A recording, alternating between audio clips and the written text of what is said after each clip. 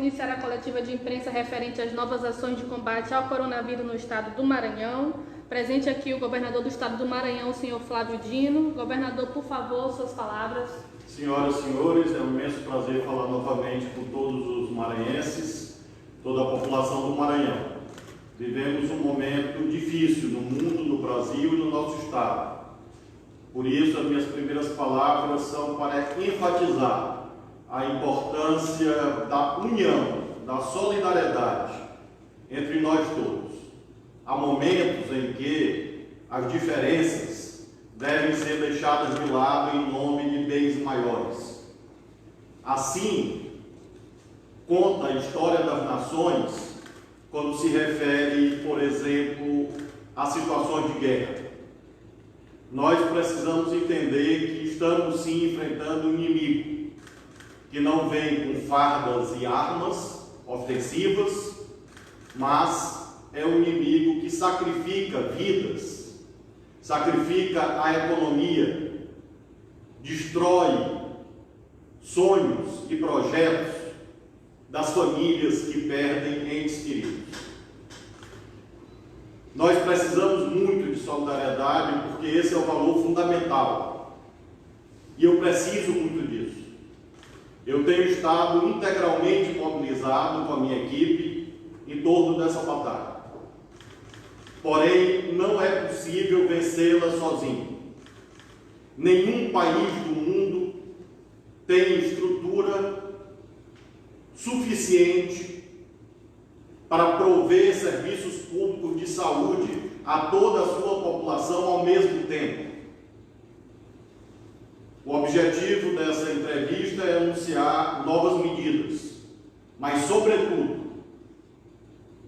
renovar nos corações de toda a população do Maranhão o pedido para que haja a compreensão de que não é hora de individualismos, não é hora de disputas ideológicas, não é hora de cada um fazer prevalecer a sua vontade, sendo que essa vontade pode ser nociva a si mesmo, pode ser nociva à sua família. Por isso, eu sei que está sendo muito difícil para todas as famílias do Maranhão, como está sendo difícil para mim, para toda a nossa equipe. Pessoas que trabalham comigo estão sendo contaminadas pelo coronavírus. Pessoas que são próximas a mim estão nesse momento hospitalizadas. Mas nós não podemos parar de trabalhar e não vamos parar. Porque o nosso serviço é essencial para garantir a integridade e a saúde de todos os maranhenses. Temos adotado todas as medidas e vocês são testemunhas disso. Apesar da escassez de meios que historicamente marca o nosso país, nós temos feito investimentos, garantido a ampliação de leitos, de equipamentos, disponibilizado remédios, contratado novos profissionais de saúde, realizado obras, alugado equipamentos, tudo que é possível ser feito. Mas é preciso que nós reforcemos o cumprimento das normas sanitárias. No caso do Maranhão, nós ainda temos indicadores abaixo da média brasileira, ou seja, alcançamos 630 casos, um número bastante elevado, e lembrem sempre que eu todas as vezes sublinho que esta conta deve ser feita multiplicando por 10. Então, quando eu falo de 630 casos, eu estou falando de 6.300, porque há as pessoas que não procuram o serviço de saúde, que não foram ainda identificadas, mas que estão transmitindo o vírus nesse momento. Nós temos, no caso do Maranhão, uma taxa de oferta de leitos ainda bastante confortável, eu diria. Nós temos ainda no que se refere a leitos de UTI na média estadual, 6% de internação. Portanto, temos 94% de leitos para coronavírus disponíveis na rede estadual, em todas as regiões. No que se refere a leitos de internação normal, que não são de UTI, nós temos nesse momento 7,5% de ocupação, portanto, temos mais de 90%, 92,5% de leitos disponíveis. Contudo, a ilha de São Luís, hoje e há alguns dias, integra o rol das 6 ou 7 regiões de saúde do país que mais tem casos e mais tem óbitos. Por isso nós estamos em estado de atenção no que se refere à ilha de São Luís. E essa é a razão dessa entrevista coletiva de hoje, sobretudo. Alcançamos ontem, no que se refere à internação de leitos de UTI disponíveis, a taxa de 52%, no que se refere à rede do governo do Estado. Nós temos também a rede da Prefeitura, ao hospital universitário, à rede privada, mas a minha referência como governador é a rede do governo do Estado.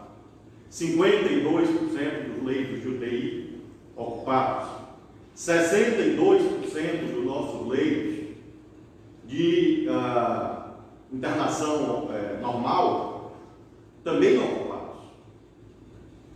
Isso faz com que eu enfatize a necessidade de nós alargarmos a velocidade da contaminação e, para isso, as medidas de distanciamento social são o único remédio existente no planeta, porque não há vacina. E é uma questão matemática. Quanto mais gente nas ruas, mais o vírus circula. E quanto mais o vírus é transportado por uma pessoa para uma casa, mais pessoas contaminadas teremos. E isto tem uma velocidade exponencial. Um dado que eu quero fixar para vocês. No mês de abril, e hoje nós chegamos à metade do mês de abril, a multiplicação de casos confirmados chegou a 10 vezes. Ou seja, nós multiplicamos por 10 os casos de coronavírus em 15 dias.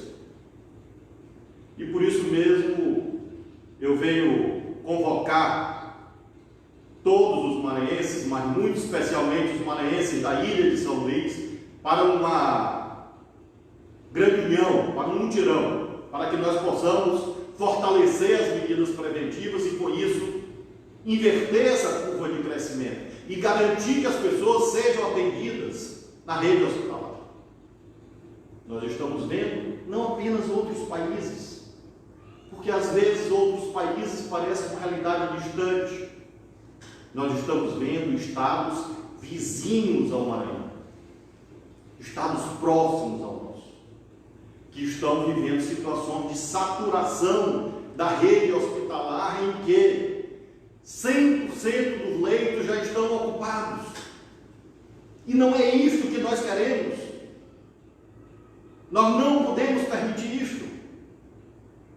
Depende de decisões governamentais e eu as assumo, mas depende também da decisão de cada um de vocês, de cada família, independentemente da sua ideologia, independentemente da sua posição política, independentemente se gosta ou não gosta do governo ou do governador, mas há algo que nos une, que deve nos unir, que é a proteção à vida, a proteção à saúde, o respeito aos nossos idosos. Quando se fala que são idosos que mais morrem, é verdade, inclusive no nosso estado. Mas somente uma pessoa desumana pode usar essa informação para minimizar a gravidade da doença. Eu tenho pai idoso, mãe idosa, e prezo pela vida deles.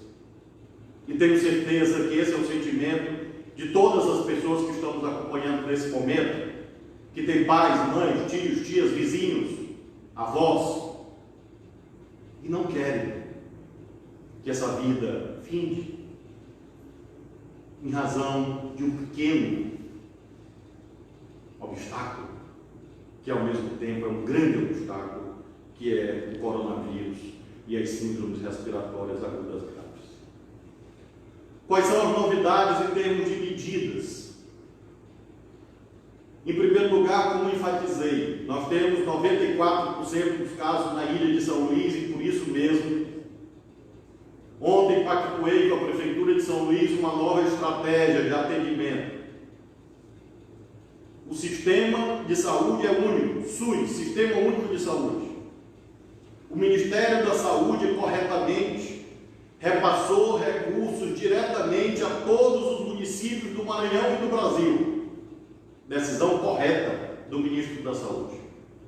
Isso significa dizer que todos os municípios receberam recursos para garantir a chamada atenção básica, o primeiro atendimento. E por isso, passada a fase inicial, nós pactuamos o seguinte: a Prefeitura de São Luís tem 12 unidades básicas de saúde que são tidas como referências para o coronavírus. E nós temos 4 UPAs também com esse objetivo.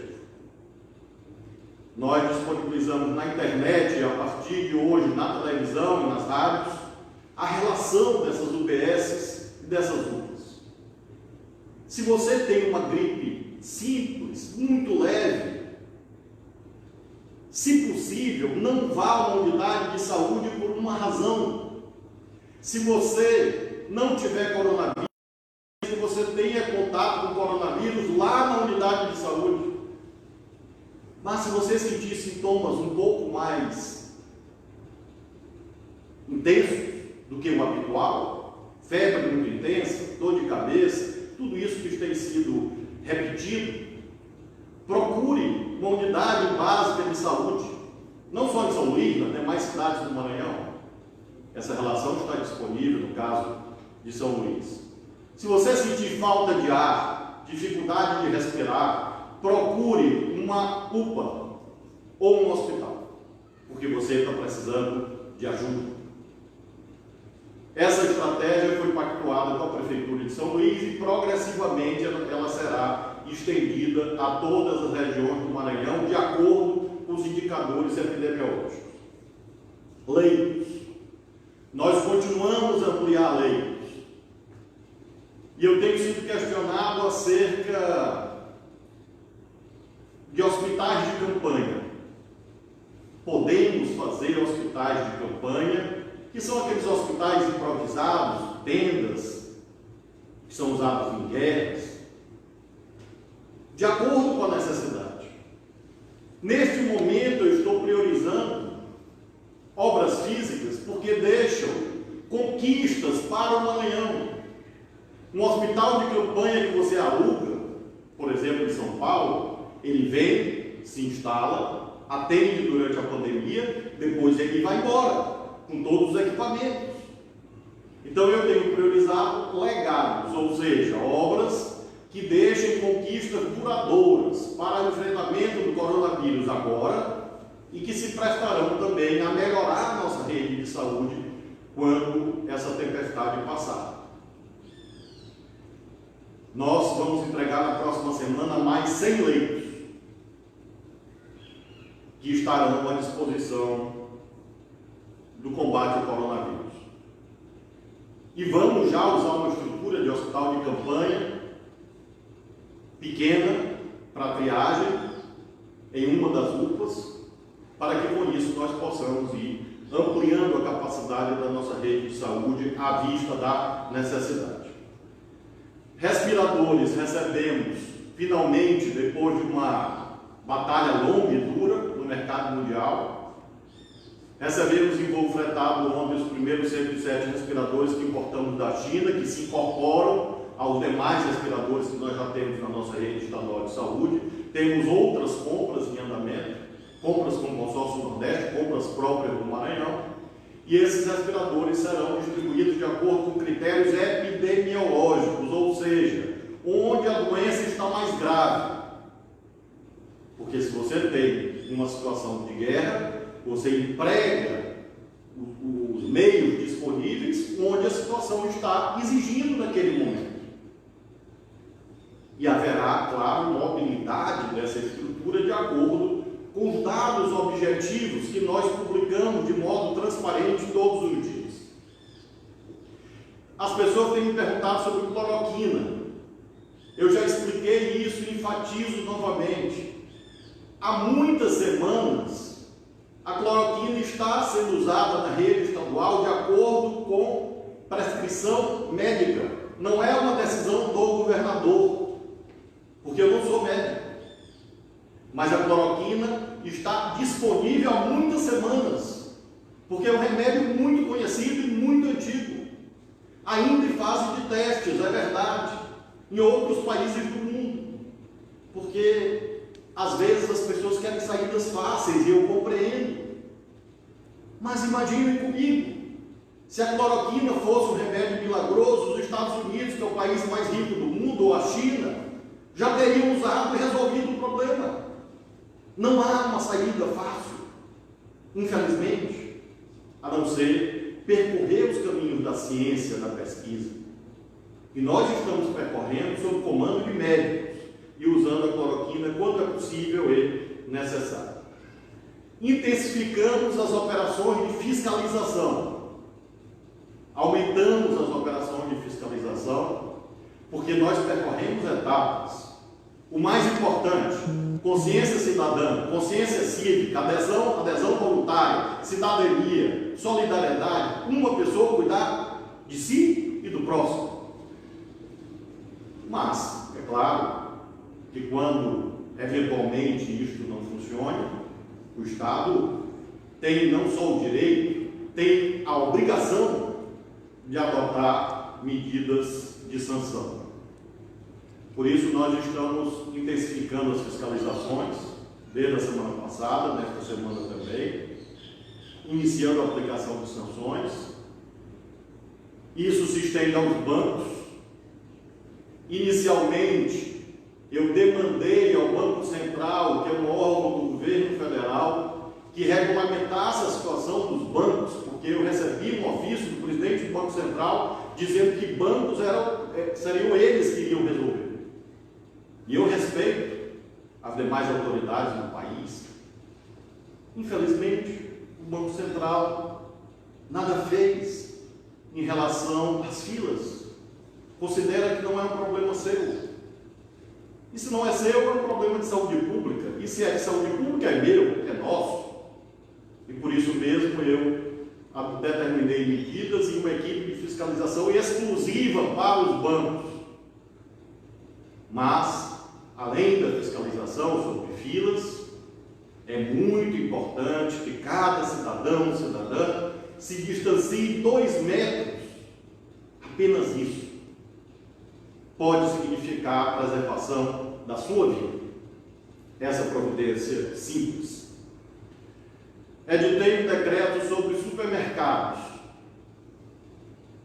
Um decreto específico destinado a regular supermercados em todo o Maranhão, porque há estudos científicos que mostram que os supermercados são locais de grande propagação do coronavírus e nas últimas semanas nós temos visto isto.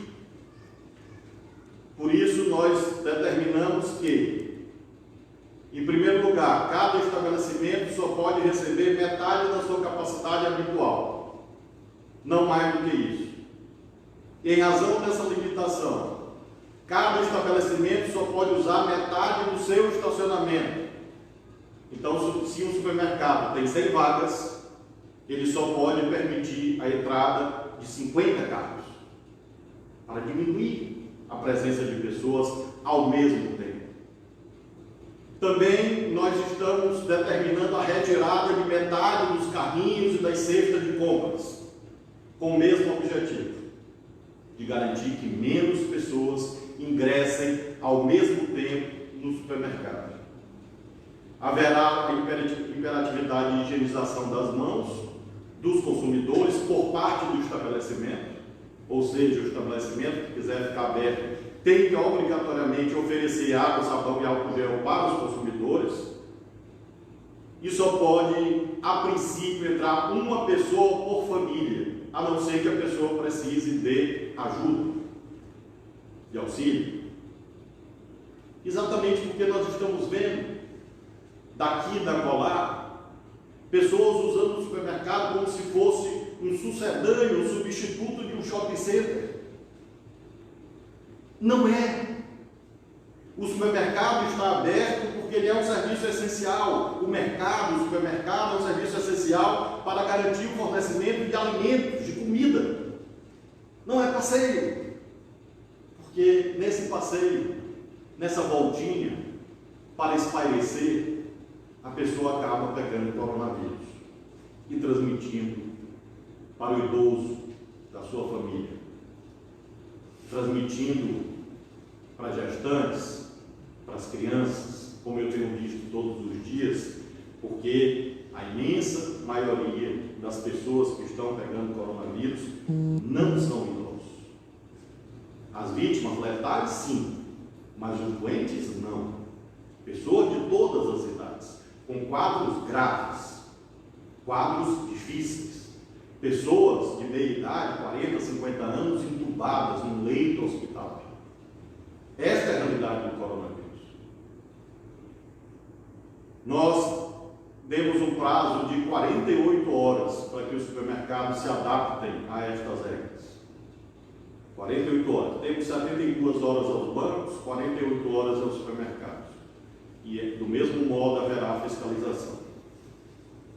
Algumas pessoas têm me perguntado sobre o bloqueio total, chamado em inglês lockdown, no caso da ilha de São Luís. Neste momento, nós não faremos, porque consideramos que não há critérios científicos ainda para a adoção dessa medida. As nossas referências são duas.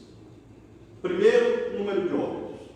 Segundo, a oferta de leitos. Se a oferta de leitos cair muito, ou seja, nós tivermos uma ocupação superior a 80% dos leitos, os leitos ofertados pela rede estadual, portanto, não se revelarem mais capazes de receber os pacientes, aí nós vamos adotar medidas de interrupção, até mesmo de serviços essenciais. Porque nós não podemos falhar, porque as perdas são irreparáveis. Perdas econômicas, se Deus quiser, serão corrigidas. Não dependem de mim, na sua maioria. Dependem do poder nacional, que detém nas suas mãos a gestão da economia. Mas perdas de vidas são irreparáveis. E por isso mesmo, neste momento, nós não faremos lockdown ainda. Bloqueio total da ilha de São Luís ainda. Mas poderemos fazer se houver crescimento de óbitos e queda da oferta de leitos, ou seja, ampliação da ocupação dos leitos disponíveis na ilha de São Luís. Porém, faço um apelo a todos os maranhenses que não são da ilha de São Luís, não são de São Luís, de São José de Ribamar, Passunhá e Raposa. Evitem viagens à ilha de São Luís. Não é hora de passeio. Adiem o que pode ser adiado, a não ser viagens por motivo de saúde, claro. Mas as pessoas da ilha evitem viajar a outras cidades do Maranhão e vice-versa. Pessoas de outras cidades do Maranhão evitem viajar para a ilha enquanto nós tivermos 94% dos casos de coronavírus concentrados na ilha de São Luís. Temos outras regiões hoje com pontos de preocupação e de atenção. Enfatizo a região tocantina, porque nós chegamos à ocorrência de 14 casos na cidade de Imperatriz. E nós sabemos pela experiência que estamos vendo em outros países, em outros estados, inclusive em São Luís, que o espalhamento é muito rápido. Por isso, nós estamos instalando uma coordenação específica para a região tocantina. Determinei a ampliação de leitos disponíveis no nosso hospital macro-regional que nós mantemos na cidade de Imperatriz, e estamos olhando também as cidades vizinhas. Por enquanto, casos confirmados, basicamente circunscritos à Imperatriz. Nós temos um caso em Açailândia, mas ali a circulação de pessoas é muito intensa e por isso mesmo estamos atentos à região tocantina, em contato inclusive com as redes municipais de saúde a partir de hoje, para que nós levantemos o que eles já fizeram nesse período de crise. Claro que nós sabemos o que eles têm de serviços de saúde, mas o que eles estão pensando em ampliar, para que com isso nós possamos, assim como estamos fazendo em São Luís, conjugar também o nosso trabalho com as prefeituras municipais. Agradeço muito a compreensão dos demais municípios do Maranhão, porque estamos seguindo critérios técnicos. Agradeço muito enfaticamente a Federação dos Municípios, a FAMEM, também ao Conselho dos Secretários Municipais de Saúde, porque os meios são escassos. E nós temos que concentrá-los onde está o centro da batalha nesse momento. Nós temos 190 municípios do Maranhão que não têm, graças a Deus, nenhum caso confirmado de coronavírus. E por isso mesmo, progressivamente, estamos chegando a todas as regiões. Nós montamos antes a estrutura que nos cabe, média e alta complexidade, nos nossos hospitais regionais e macro-regionais. Mas, na medida em que, caso venha a ocorrer, lamentavelmente, uma região ou outra acometida de mais casos de coronavírus, não tenham dúvida, o governo do estado estará junto com vocês, como nós temos atuado em outras regiões de saúde, sempre com base em critérios epidemiológicos, critérios objetivos, e não critérios políticos, porque não é hora de critérios políticos. Quero, finalmente, destacar a importância de um projeto aprovado na Câmara dos Deputados nesta semana e agradecer aos deputados federais do Maranhão. Nós já temos a essas alturas um custo econômico do coronavírus chegando à ordem de 850 milhões de reais sobre as finanças estaduais, abrangendo aí perda de arrecadação própria, ICMS, PVA, e também novos gastos que nós fizemos, porque tudo isso que eu falei ao longo dessa exposição custa muito dinheiro. E por isso mesmo nós precisamos de solidariedade federativa. Os deputados federais, inclusive os deputados federais do Maranhão, compreenderam bem isto e votaram um projeto em que se preservam os serviços públicos essenciais de estados e municípios, essenciais não para os governadores ou para os prefeitos, e sim essenciais para a sociedade.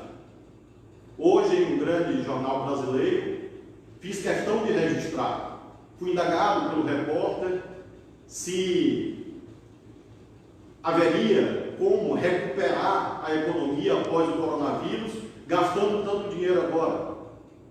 E eu respondi o óbvio: não se faz recuperação econômica em cima de um país em escombros, um país destruído. E por isso nós precisamos preservar saúde, educação, segurança, penitenciárias, iluminação pública, limpeza pública. E por isso mesmo, todos os países do mundo estão adotando medidas do governo central, do governo federal, em apoio às unidades subnacionais, no nosso caso brasileiro, estados e municípios.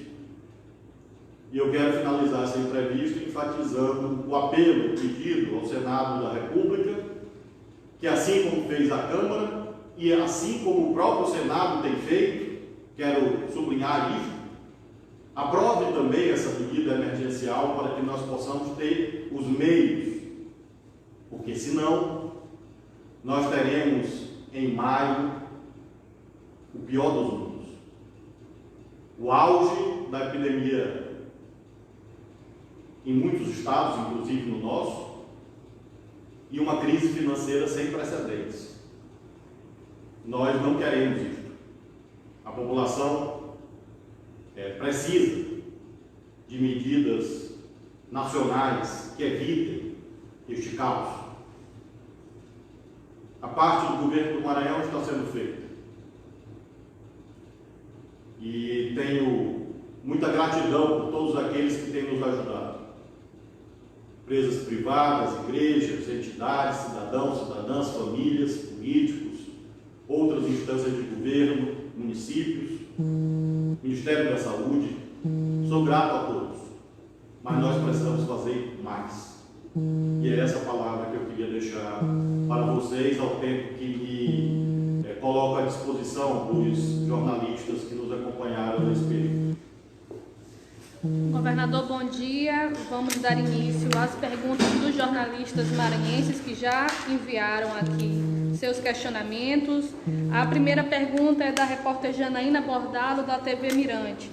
Novas medidas e mais duras devem ser adotadas, já que ainda há fluxo de pessoas nas ruas sem ser para situações essenciais, como ir ao trabalho, comprar medicamentos ou alimentos. Nós estamos intensificando as operações de fiscalização com várias equipes. Nós temos equipes, nesse momento, dedicadas exclusivamente aos bancos. Nós vamos começar daqui a 48 horas uma fiscalização exclusiva em supermercados, mercados e estabelecimentos congêneres. E nós já temos as equipes de vigilância da segurança pública atuando em comércios de rua. De modo que, sim, nesta semana, nós vamos aumentar ainda mais a fiscalização para que se amplie o distanciamento, ou seja, reduza a circulação de pessoas, aquilo que efetivamente é essencial, e com isso a gente consiga diminuir a ocorrência de novos casos no Maranhão. A repórter Carla Lima, do jornal Estado do Maranhão, pergunta sobre fiscalização em áreas de lazer e também em festas. E se nas periferias a fiscalização de fato? Nós temos começado a fiscalização dos comércios dos bairros desde a semana passada, iniciando por aí. Nós sabemos, como disse, que nós temos vários valores a preservar. Preservar, em primeiro lugar, acima de tudo, vidas, mas também, claro, as necessidades materiais, subsistência da população, economia, empresas, empregos. Então, nós temos feito uma medida de gradação, uma medida de ponderação, de bom senso, em que nós vamos ampliando as medidas restritivas na medida em que sejam necessárias. No que se refere à fiscalização, em primeiro lugar, apelando à adesão voluntária. Neste momento, nós mudamos de patamar, ou seja, além do apelo principal à adesão voluntária, nós estamos intensificando a fiscalização em todas as regiões da cidade, da ilha de São Luís. Em primeiro lugar, a ilha por quê? Porque concentra 94% dos casos. Segunda região hoje que está com ponto de atenção, a região Tocantins.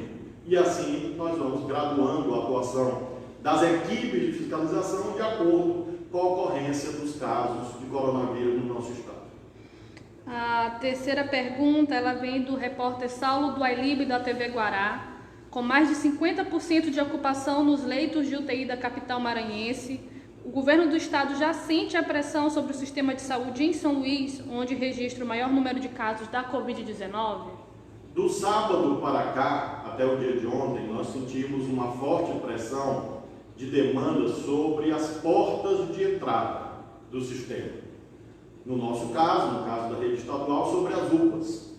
Tivemos muita dificuldade nesses dias com uma demanda crescente de pessoas que, com justa razão, tendo sintomas, procuram atendimento. Por isso mesmo, ontem fiz essa reunião com a equipe do prefeito Edivaldo para que nós pudéssemos pactuar essa ampliação das portas de entrada. Então, nós estamos divulgando intensamente 12 unidades básicas de saúde, mantidas e organizadas pela Prefeitura de São Luís, junto com as nossas 4 UPAs. No que se refere a leitos, nós temos segurança para afirmar a todos os maranhenses da ilha de São Luís que até o final de semana nós temos oferta garantida de leitos para pessoas que precisam se internar, seja UTI, seja internação normal. E na próxima semana nós vamos inaugurar mais 100 leitos.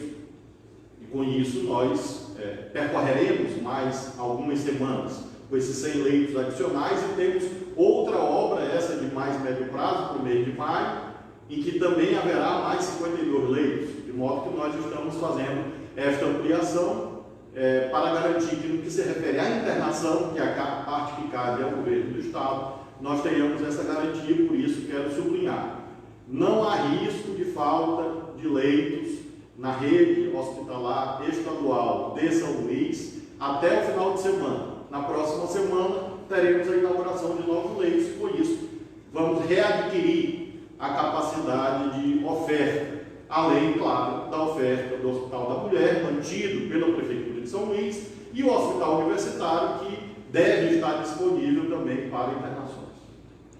A próxima pergunta é do repórter Ronald II, da TV Assembleia. Governador, em meio às dificuldades, tem sido falado muito em união. De que forma a Assembleia Legislativa tem contribuído para as ações do governo no combate ao coronavírus? Como o senhor tem visto o comportamento do governo federal em relação aos estados do Nordeste, em especial ao Maranhão, durante essa pandemia? Eu sou muito grato a todos que têm nos ajudado, e entre eles situo, como mencionei, os políticos do Maranhão, em razão da pergunta, claro, com muito destaque, os deputados estaduais, as deputadas estaduais, liderados todos pelo presidente Otelino, porque são vetores fundamentais de uma ação social fundamental que estamos continuando, mantendo todos os dias, sob a liderança do Corpo de Bombeiros, que é a entrega de cestas básicas. A entrega de 200.000 cestas básicas só tem sido possível em razão da parceria com os deputados estaduais e as deputadas estaduais, que, de modo compreensivo, estão nos ajudando, destinando recursos, emendas parlamentares, para que progressivamente as regiões mais atingidas pela pandemia possam ser atendidas. Além disso, a Assembleia tem aprovado todas as medidas que temos editado nesse regime de emergência sanitária, que lamentavelmente o Maranhão e o Brasil atravessam. No que se refere ao governo federal, nós temos, infelizmente, muita desorganização e por isso não é possível uma avaliação única. Nós temos de um lado uma atitude colaborativa e respeitosa, adequada tecnicamente por parte do Ministério da Saúde, porém lamentamos que haja por parte do chefe de governo, do presidente da República, uma atitude sempre de muita confrontação com os governos estaduais por razões políticas, às vezes motivos pessoais. Não é uma atitude correta. Nós incluímos sempre o governo federal no nosso apelo por uma união nacional e união da sociedade. Infelizmente, o presidente da República tem crenças ideológicas muito pessoais e muito unilaterais e tenta impor essas crenças a todos. Isso no que se refere, por exemplo, às medidas de distanciamento. Como ele no início, não sei a opinião dele hoje, classificava essa pandemia de gripezinha, ele sempre tem sido um agente de desestímulo pelas suas próprias atitudes as medidas preventivas que os governadores estão pedindo ou que estão decretando. E nós temos, portanto, um problema nisto, porque é o único chefe de Estado do planeta que hoje mantém essa atitude de minimização da dificuldade atinente à pandemia. E digo que ele minimiza pelas suas próprias atitudes. Ele próprio aglomera pessoas, interage, toca pessoas o tempo inteiro, aglomera gente em locais públicos e privados. E isso realmente não é uma atitude esperada, não é uma atitude desejável. Sinceramente, eu espero sempre uma melhor reflexão por parte dele e da sua equipe, para que haja a convergência de esforços. Fatores políticos devem ser tratados posteriormente. Realmente não é nosso objetivo fazer luta política nesse momento e esperamos, inclusive, que o ministro da Saúde, o ministro Mandetta, possa continuar nesse momento o seu trabalho e da sua equipe, mesmo que eventualmente eu não concorde com tudo, e é normal que não concorde, mas reconheço que a equipe do Ministério da Saúde tem procurado agir com seriedade, com critérios técnicos, científicos, respeitando a todos. Então não é uma hora adequada de, nesse momento, mudar a equipe do Ministério da Saúde. Posteriormente, o presidente da República tem direito, claro, de mudar o que ele quiser. Mas em meio à tempestade, não se muda a tripulação do barco. Você tem que vencer a tempestade, é o que me parece. Mas, no que se refere ao Ministério da Saúde, até aqui nós temos tido ajuda. Agora mesmo nos prometeram mais 10 respiradores, com os 107 que nós recebemos ontem da compra feita pelo governo do Maranhão com apoio das empresas privadas que atuam no nosso estado. Nós temos, portanto, uma contribuição, uma dúvida.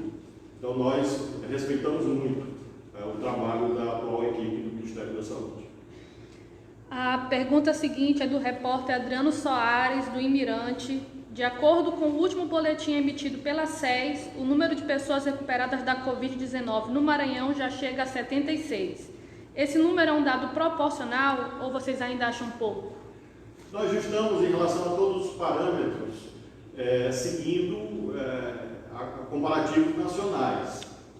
Faço questão de enfatizar que nós temos combatido a chamada subnotificação.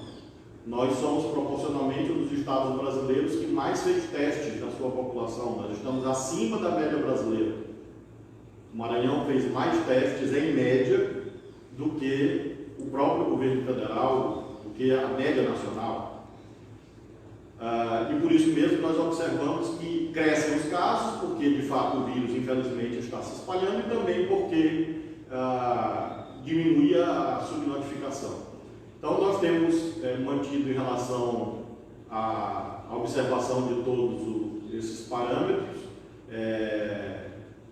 comparativos nacionais em relação às demais regiões, de modo que nós estamos lutando para que essa manutenção ocorra, ou seja, nós sempre abaixo da média nacional, no caso do Maranhão, do Estado, um ponto realmente de urgência hoje é a ilha de São Luís.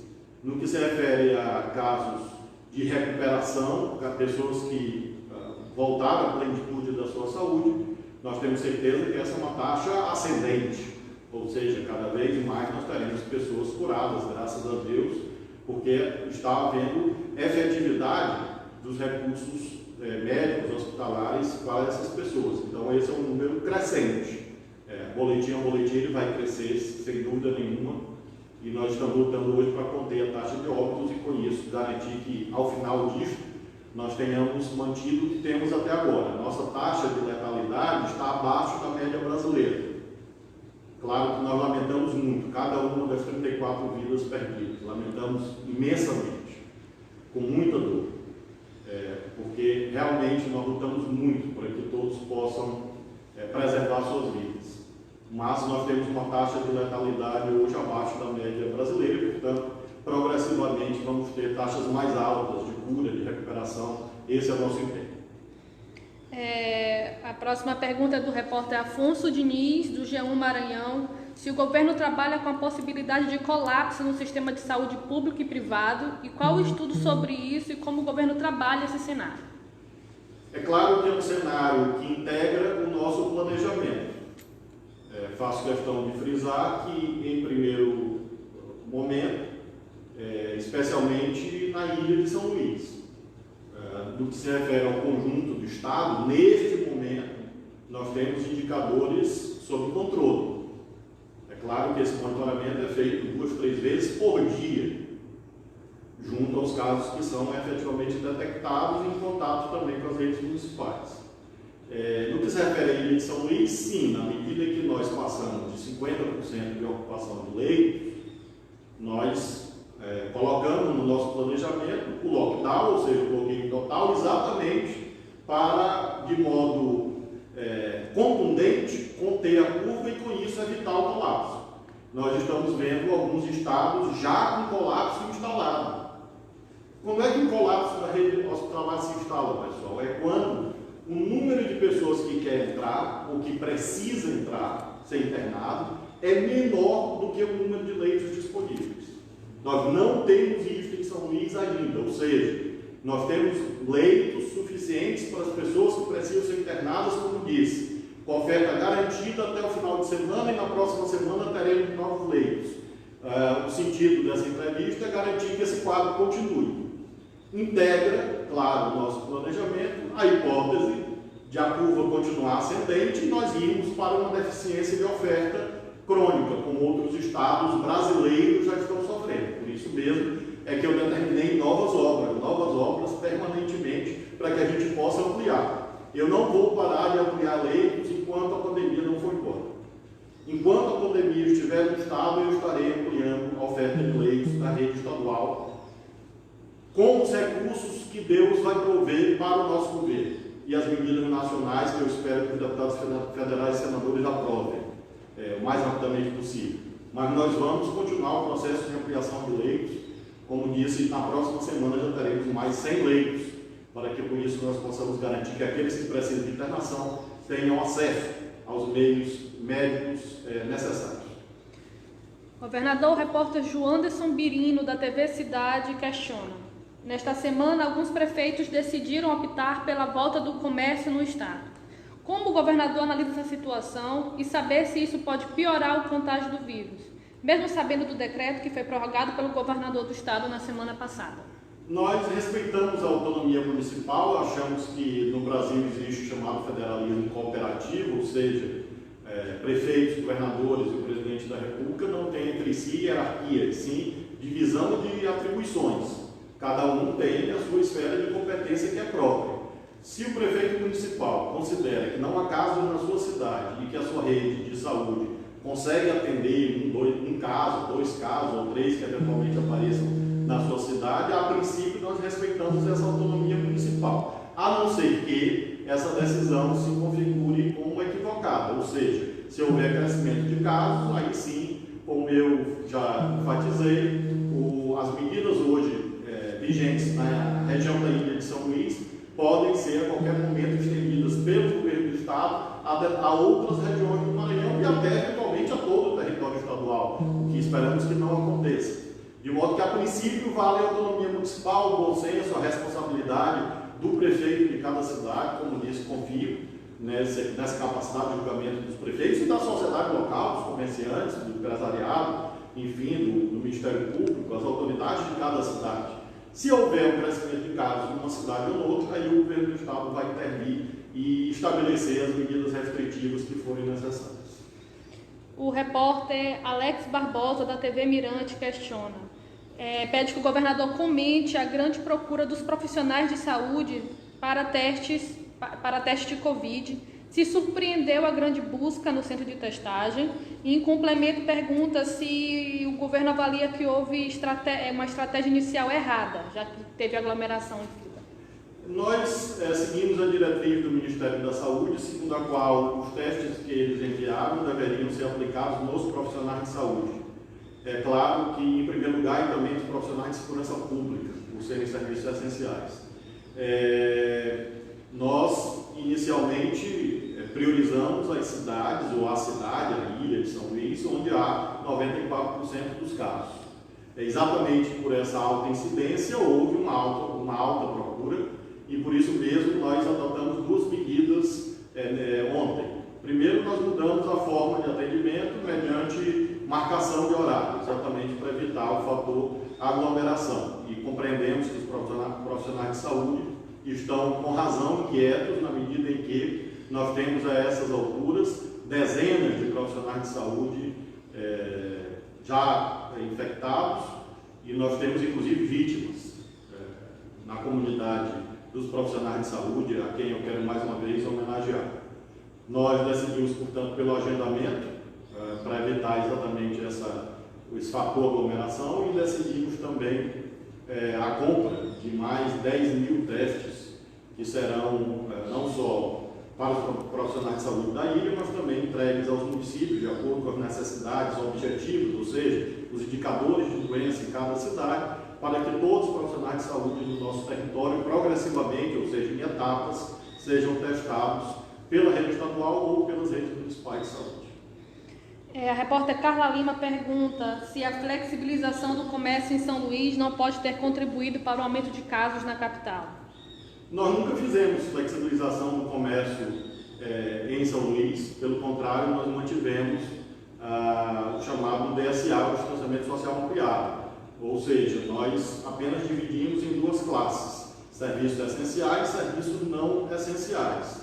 E graduamos isto passo a passo, ou seja, levamos em conta a demanda da sociedade, porque o governador, claro, decide isto à luz de reivindicações, demandas de associações empresariais, de setores sociais, levando em conta uma série de fatores. Então, nós temos uma lista em decreto estadual de serviços essenciais que estão mantidos em São Luís. O problema principal, me parece, e por isso intensificamos a fiscalização, com os serviços não essenciais que estão funcionando. E também a forma como alguns serviços essenciais estão funcionando. Daí que nós estamos fazendo correções. Por exemplo, bancos.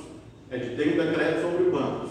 Supermercados, mercados, estabelecimentos congêneres. Tem um decreto fixando regras mais rígidas para esses estabelecimentos. Então, nós, a princípio, como disse, não cogitamos de um bloqueio total, ou seja, parar até os serviços essenciais. Nesse momento, nós estamos estudando, mas não vamos fazer neste momento. Neste momento, nós vamos manter serviços essenciais com regras funcionando e serviços não essenciais com fiscalização para que não funcione. Por último, a pergunta do repórter Eduardo Bueno. Ele pede que o senhor comente, por favor, o Maranhão São Luís, como a sexta mais afetada por óbitos do Covid.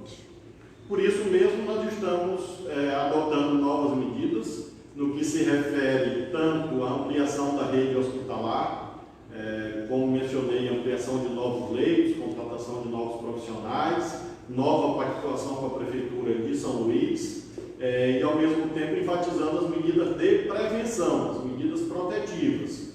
Nós temos, como disse, uma taxa de letalidade abaixo, no que se refere ao Maranhão, abaixo da média nacional. Infelizmente, no que se refere a São Luís, nós temos o contrário, ou seja, na região de saúde de São Luís, nós temos uma média acima. Por isso mesmo, São Luís está no rol das 6, 7 cidades, 6, 7 regiões de saúde, no caso a ilha, com maior número de casos e também maior número de óbitos. E isso explica o fato de nós estarmos concentrando esforços aqui, esforços tanto no terreno da prevenção, como também no terreno dos tratamentos, oferta de leitos, oferta de medicamentos, e acreditamos que essa taxa tende a cair. Nós temos tido já uma queda, nós já tivemos, no caso de São Luís, alguns dias atrás, uma taxa de letalidade mais alta, inclusive. Nós temos tido uma ligeira queda da taxa de letalidade.